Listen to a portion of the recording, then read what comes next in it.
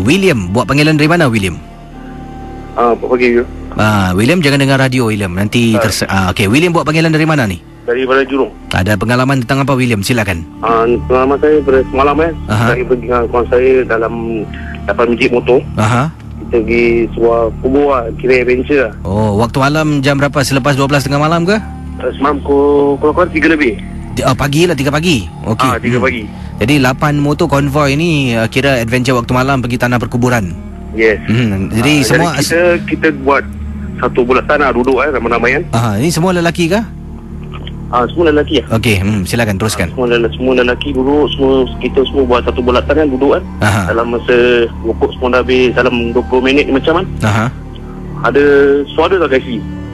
Suara tu saya nak kata dekat tak dekat. Jauh tak jauh saya pun tak tahu lah.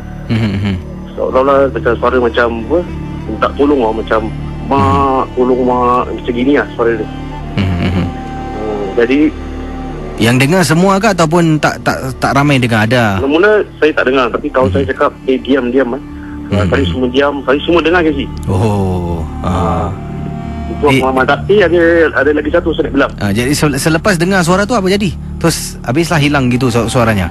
Dengar, lepas tu kita dah macam kita part lain lah, kubur lain lah, kita jalan pula naik motor kan. Lepas tu yang ada tak kasi last week ada satu kakak dia cakap kubur tu berasap kubur berasap. Kubur tu itu memang betul kita nampak semalam. Kubur tu macam berapi tau. Okey. Tapi semua dah nampak, kita macam walk into satu jalan di sana kan. Yang peliknya kita nampak kita pergi depan tu tak ada apa-apa lagi. Jadi yang daripada jauh nampak tu memang betul lah. Tapi bila dah datang dekat tak ada apa-apa lah. Itu je lah. Terima kasih William. Okey, terima kasih. Baik, silakan hubungi saya 669 11897. 669 1